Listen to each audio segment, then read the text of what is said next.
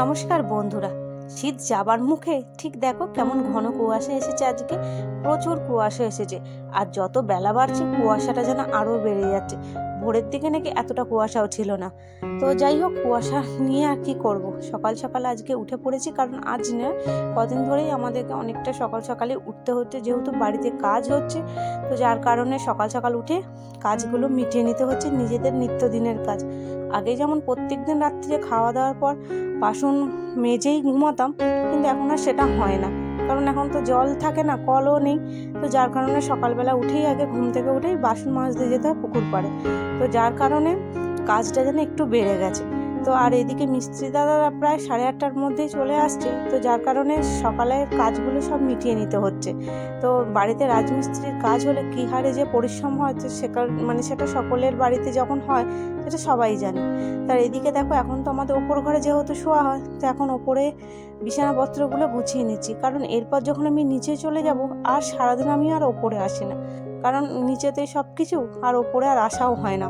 তো দুপুরে তো ঘুম তো কোন কালেই উঠে গেছে, আর রেস্ট বলতেও শরীরে হয় না, কারণ দুপুরবেলায় যখন একটু রেস্ট নেবার টাইম হয় তখন মিস্ত্রি দাদাদের চা দাও, তো তখন বলবে মুড়ি দাও, তো এইগুলো হয় বলে আর ওপরে আসাই হয় না। আর ওপরে এখন সবে ফাল্গুন মাস, এখনই দেখছি ওপরে কত গরম, তো জানি না বৈশাখ জ্যৈষ্ঠ মাসে কী হারে গরম হবে। তো যাই হোক, এইদিকে আমার বিছানাপত্রগুলো ঝাড়পোছ হয়ে গেছে, এবার আমি নিচে যাব, কারণ এরপরে স্নান টান করে বাকি কাজগুলো হবে।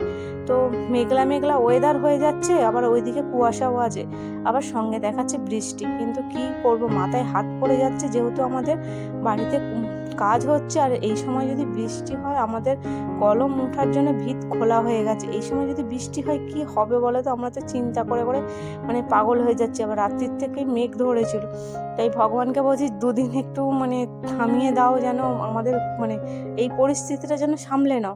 কারণ এখন যদি ভিত খোলা হয়ে গেছে, এখন যদি জল হয়, জল দাঁড়িয়ে যায়, খুব কষ্ট, সমস্যায় পড়ে যাব আমরা।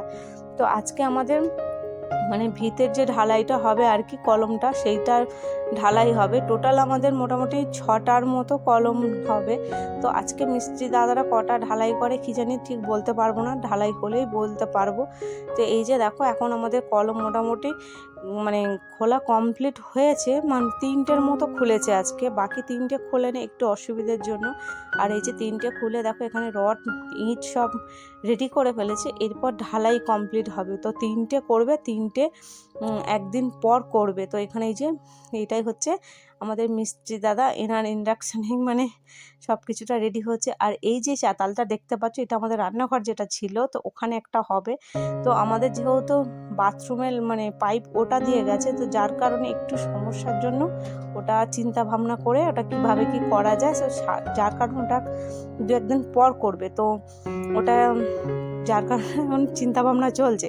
তো এদিকে দেখো, অলরেডি কলমের জন্য রড গাঁথা তৈরি হয়ে গেছে, এরপর ঢালাই হবে।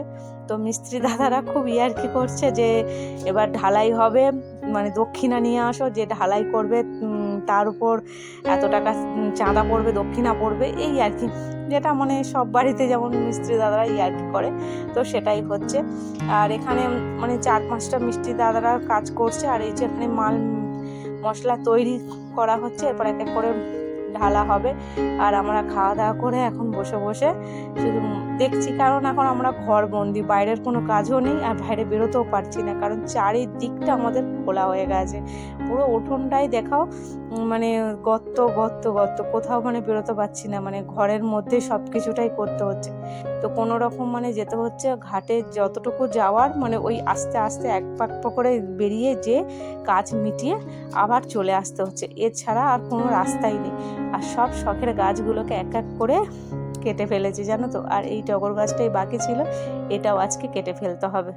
তো দেখো, আমি ওপর থেকে তোমাদেরকে দেখাচ্ছি। তো আমাদের পুরো উঠোনটাই এইভাবে করা হয়েছে। ওই যে গাড়ির গ্যারেজটা, ওটাও ভাঙা হবে, যেহেতু ওটা সিমেন্টটা রাখা হয়েছে বলে এখন বললো তা ঠিক আছে, ওখানটা রাখো, পরে আবার খোলা হবে। ওই যে ভাই ওখানে বসে আছে, আর ওইদিকে যে দুটো করেছে ওই দুটো কলম আজকে ঢালা হবে, আর বাকি এইদিকে একটা হবে, আর এইদিকে যেগুলো বাকি আছে ওগুলো কালকে করবে।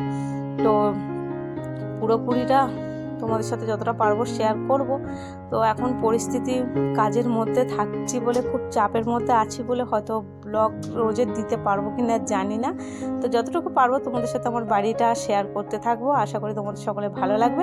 তো এই যে এখানে আমাদের বড় কর্তা রেডি হয়েছে, ওনাকে দিয়েই আজকে ঢালাই হবে। বললো বাড়ির বড় ছেলে যখন আছে তো ওনাকে দিয়েই আজকে ঢালাই হবে। বাড়ির বড় ছেলের হাতেই উদ্বোধন হলো নতুন বাড়ি। তো ভগবানকে জানিয়ে যেন সকলের মঙ্গল হোক, নতুন বাড়ি যেন সবার জীবনে আনন্দ সুখের করে নিয়ে আসুক, সকল বাধা বিপত্তি কাটিয়ে আনুক। তো ওই যে মিস্ত্রি দাদারা খুব খুশি, তো বাড়ির সকলেও খুব খুশি। তো আজ আমাদের কলম ঢালাই হলো। তোমরা যারা যারা ভিডিওটা দেখছো সকলে আশীর্বাদ করো যেন আমাদের নতুন বাড়ি, নতুন জীবন যেন খুব ভালো হয়, সকলের যেন খুব মঙ্গল হয়। তো এই যে কলম ঢালাই হলো, এবার এক এক করে বাড়ি এবার গাঁথনি শুরু হবে। এবার মিস্ত্রি দাদারা এক এক করে তারা তাদের মতো এবার কাজ হবে। ব্যাস আমাদের মানে যে ঢালাইয়ের লোক ছিল, এই যে রেডি হয়ে গেছে, ঢালাই হয়ে